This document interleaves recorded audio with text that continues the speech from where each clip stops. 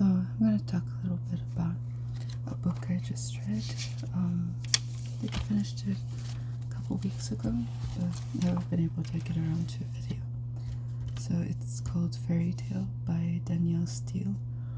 I've never read any of her books before. I have lemonade today.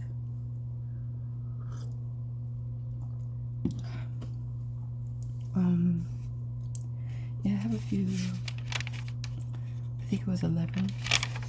Yeah, I found 11 book club questions. It's a different set of questions than last time, but whatever. I got some new stickers for my thing. So this one, actually I've had it for a while, I just didn't know what to put it on. But Enya gave that one to me. And then I had this little flower one. So my little collection's growing. So Fairytale it's basically Cinderella, but it's like without all the magic, I guess.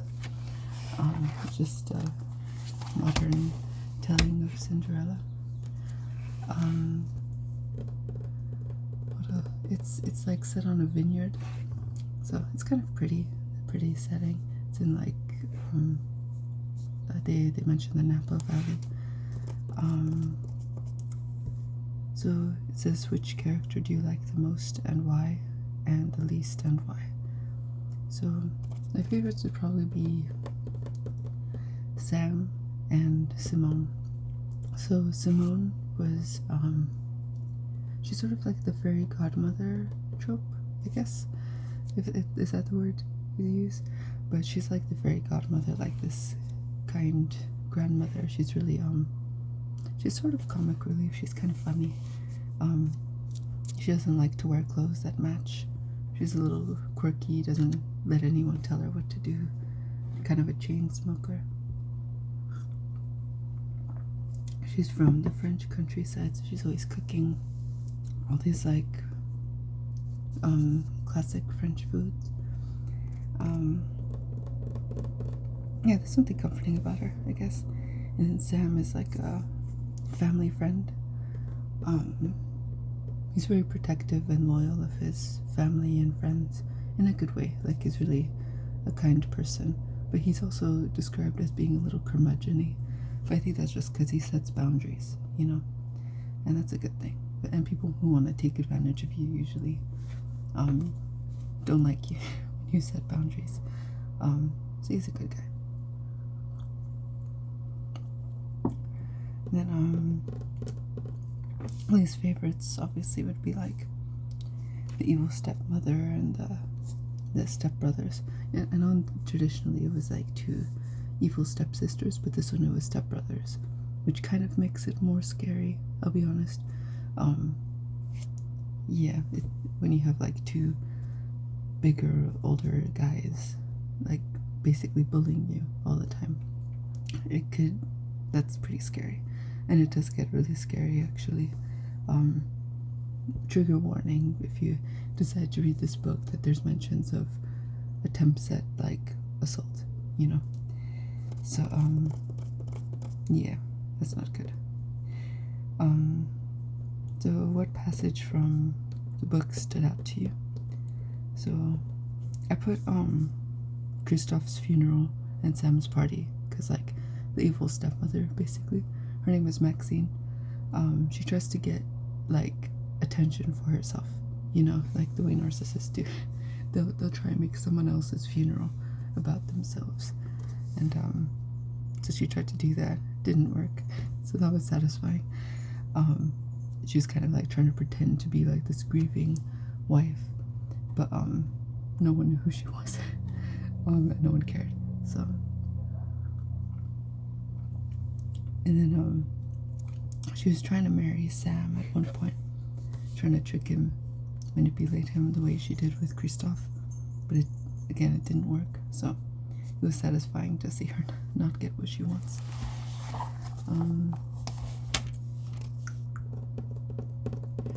Are there any situations and or characters you can identify with? If so, how? I relate to the distress, frustration, even despair of watching someone you love being with someone who's horrifyingly toxic, and there being nothing you can do to protect them from the situation that they're justifying and choosing to stay in.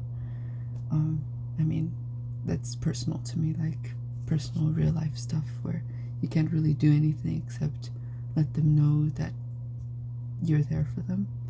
But yeah, it's really hard to see them, you know, be taken advantage of, and then watching somebody like justify that and give excuses for it. It's really hard to watch, and it's I guess it was kind of triggering, and it's not good. It's not easy to read, but that's a good thing, to read something and then it's like shocking and a little disturbing to read, because that means, you know, it's good to not be numb about certain subjects. So did you learn something you didn't know before? Not really. It's just a fairy tale retelling. Do you feel as if your views on the subject have changed reading this text? Not really. Have you had a life-changing revelation from reading this text? Again, not really. In question 7, it says, what major emotion did the story evoke in you as a reader? So I put like frustration, anger, pain, anxiety. I'll be honest, like that's what I felt through most of the story, because it is a, you know, Cinderella is a story of someone being abused in their own home. That's never easy to read about. Yeah, so most of the story is like that. But that's why I said earlier I liked Simone, because like she was the only good person. Well, not only good person. I mean, like, she was comforting and really warm and friendly, and just kind of funny to, you know, read about her, just the way she behaves, the way she interacts with the world. It's really comforting, and it's good to have that little spots of it's like comic relief, I guess. And at what point in the book did you decide if you liked it or not? What helped make this decision? Well, again, I put the middle where Grandma Simone enters the story, and also when the bad guys tell on themselves in their foolishness and go to jail. Spoiler. They go to jail. Bad guys don't get away with it. It's hard to read something that's only painful. There needs to be some warmth, kindness, comic relief, and justice. So that's what I said earlier. And the justice too. You don't like to read things where nobody gets, where the bad guys basically, they don't get away, they get away with it, and that's really frustrating, because that's too close to reality. You want to like escape reality, and imagine the scenario where people don't get away with doing bad things to others. And so it makes it satisfying to read.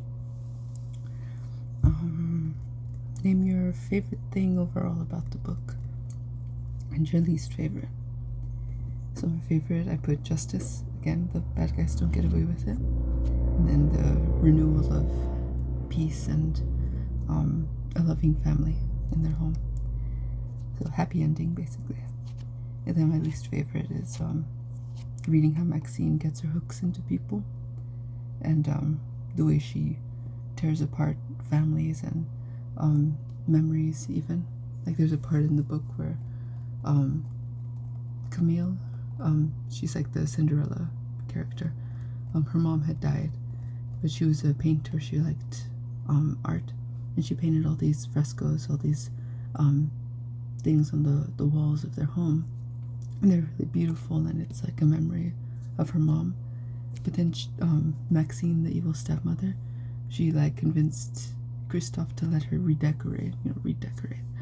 But she just painted over all of those murals because they were depressing and old, and it was like this ugly yellow color, I think. Like she just, you know, throws away all these memories, and it's kind of traumatic for both of them. So that's hard to read about. And then also the stepsons, all the ways that they disrespect everything and how cruel they could be. If you could change something about the book, what would it be and why? Wait, I think it's on this side. Oh, I put that the bad guys would be exposed for everything that they did, because it's kind of just a couple of things in the end that that they kind of told on themselves, because the sons aren't smart people. Like Maxine is a more clever person, but her sons, they're just as cruel, but they're not very smart, and so they kind of told on themselves. And it would have been nice if everything that they did was out there, but all that matters is that they're out of the picture now. So yeah. Oh, and I put if there was more of a romantic build-up between Camille and Philip, who's sort of like the Prince Charming trope. Yeah, their romance didn't really. It just kind of dropped on you at the end. There was no real build-up to that. And that was kind of disappointing. I put there was more chemistry between Simone and her dog.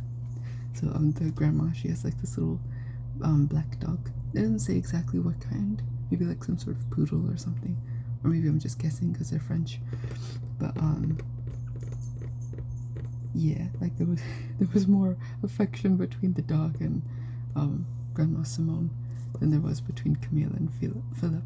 That just kind of dropped on you at the end.